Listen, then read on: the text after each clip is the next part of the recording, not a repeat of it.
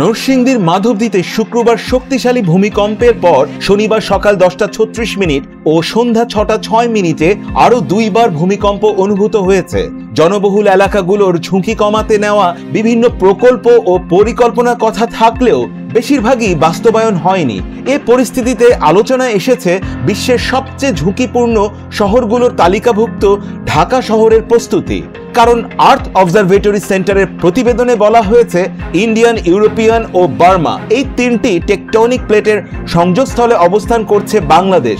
ফলে যে কোনো সময় বড় মাত্রার ভূমিকম্পের ঝুঁকিতে রয়েছে দেশটি, অথচ তা মোকাবেলায় প্রস্তুতি এখনো অনেকটাই পিছিয়ে।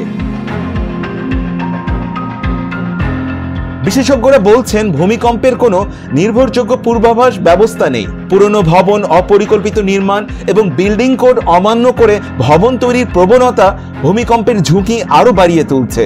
গবেষণা বলছে সিলেট থেকে কক্সবাজারের পাহাড়ি অঞ্চলের নিচে ব্যাপক শক্তি সঞ্চিত হয়েছে, যা ডাউকি ফল্টে 8.2 মাত্রার ভূমিকম্প ঘটাতে পারে। তবে এই ভূমিকম্প ঠিক কোন সময় হবে তা কোনো নিশ্চয়তা নেই। এটা আমরা এই নিয়ে কাজ করতেছি, এখন সাধারণ মানুষ জানে না। আমরা তো জানি বাংলাদেশে আর্থকুয়েক 7 ম্যাগনিটিউড হতে পারে, এখন এটা কবে হবে এটা আমরা জানি না। হ্যাঁ, এই আর্থকুয়েকের ডিউরেশনটা কবে, এটা 50 বছর পরে হতে পারে, 100 বছর পরে, ইমিডিয়েটলি হতে পারে।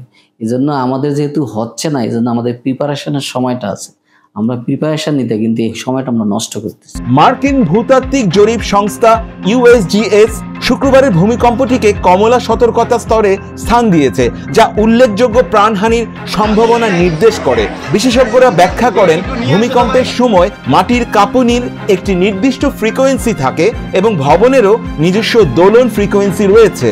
মাটির নড়াচড়ার বিপরীতে যদি ভবন দুলতে থাকে তাহলে সেটি ধসে পড়ার ঝুঁকি তৈরি হয়।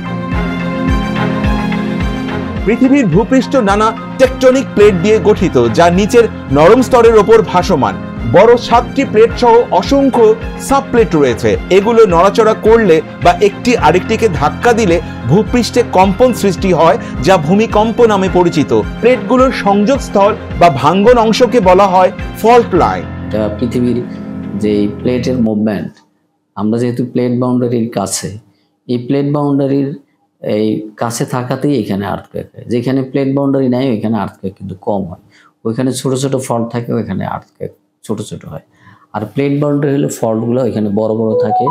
বড় যতই লম্বা লিনিয়ার এরকম বড় ভাঙা থাকবে, ওই ভাঙায় মুভমেন্ট হবে তখনই। যেমন একটা 7 ম্যাগনিটিউডের আর্থকুয়েক হতে হলে প্রায় 80 থেকে 100 কিলোমিটার লম্বা জায়গা ফেটে যেতে হবে এবং ডিসপ্লেসমেন্ট হতে হবে, সরে যেতে হবে, এরকম কয়েক সেন্টিমিটার সরে যেতে হবে, তাইলে একটা 7 ম্যাগনিটিউডের আর্থকুয়েক হবে। বাংলাদেশের চারদিকে 5টি প্রধান ভূমিকম্প উৎপত্তি স্থল শনাক্ত হয়েছে। এর মধ্যে প্লেট বাউন্ডারি 1 মিয়ানমার থেকে নোয়াখালী, প্লেট বাউন্ডারি 2 নোয়াখালী থেকে সিলেট, প্লেট বাউন্ডারি 3 সিলেট থেকে ভারত। এছাড়া ময়মনসিংহের হালুয়াঘাটে ডাউকি ফল্ট এবং মধুপুর ফল্ট রয়েছে। পরিসংখ্যান বলছে 1976 থেকে 2015 সাল পর্যন্ত দেশে 5 দফা শক্তিশালী ভূকম্পন অনুভূত হয়েছে। বেশিরভাগের উৎপত্তি স্থল ছিল সিলেট, মৌলভীবাজার, রাঙ্গামাটি, বান্দরবন ও কক্সবাজার, যা ভবিষ্যতেও বড় ধরনের কম্পনের ঝুঁকিতে রয়েছে। ভারতের আসাম, মেঘালয়ের সীমানা ঘেঁষা সিলেট ময়মনসিংহ অঞ্চলকেও অত্যন্ত ঝুঁকিপ্রবণ ধরা হয়। আমাদের যে বাংলাদেশের ভূখণ্ড, এই ভূখণ্ডে 7.6 পর্যন্ত সর্বোচ্চ রেকর্ডের আর্থকুয়েক আমরা এই পর্যন্ত পেয়েছি। তো এতে করে বাংলাদেশে এই ম্যাগনিটিউডের আর্থকুয়েক বাংলাদেশে হতে পারে, যেহেতু ইতিহাস আছে। এটা আর্থকুয়েক যেই জায়গায় একবার হয়, এটা নির্ভর করে কত বছর পর পর হবে, কিন্তু এই আর্থকুয়েকটা হবেই। এখন অনেকেই বলছে যে এই যে আর্থকুয়েক হচ্ছে ছোট ছোট, এটা বড় আর্থকুয়েকের পূর্বাভাস। এটাও হতে পারে, আবার বড় আর্থকুয়েক না হওয়ারও এটা হতে পারে। যেমন এগুলো যদি ছোট ছোট যদি সোর্সে হয়ে থাকে, আমরা এটাকে বলি ফল্ট। ফল্ট লাইনের একটা লিনিয়ার ফিচার, একটা লিনিয়ার লম্বা লাইন, এই লাইন বরাবর এই রক মুভ করে। ভূমিকম্প ঝুঁকি বিবেচনায় বাংলাদেশকে 3টি জোনে ভাগ করা হয়েছে। জোন 1 সর্বোচ্চ ঝুঁকিপূর্ণ, জোন 2 মাঝারি ঝুঁকিপূর্ণ, জোন 3 নিম্ন ঝুঁকিপূর্ণ। আবহাওয়া অধিদপ্তরের মানচিত্র অনুযায়ী দেশের উত্তর ও দক্ষিণ পূর্বাঞ্চলীয় কিছু এলাকা জোন 1 এর অন্তর্ভুক্ত। বিশেষত সিলেট ও ময়মনসিংহ বিভাগের 9 জেলা, টাঙ্গাইল, গাজীপুর, নরসিংদীর কিছু অংশ, কিশোরগঞ্জ, ব্রাহ্মণবাড়িয়া, খাগড়াছড়ি এবং রাঙ্গামাটির বিভিন্ন এলাকা উচ্চ ঝুঁকিতে। অন্যদিকে খুলনা, যশোর, বরিশাল, পটুয়াখালী জোন 3 হিসেবে কম ঝুঁকিপ্রবণ। শনিবার একই দিনে 2 বার ভূমিকম্প। এর আগে শুক্রবার সকালে 5.7 মাত্রার ভূমিকম্পে ঢাকায় 4 জন, নরসিংদীতে 5 জন এবং নারায়ণগঞ্জে 1 জন সহ মোট 10 জনের মৃত্যু হয়। আহত হয়েছেন কয়েক শত মানুষ।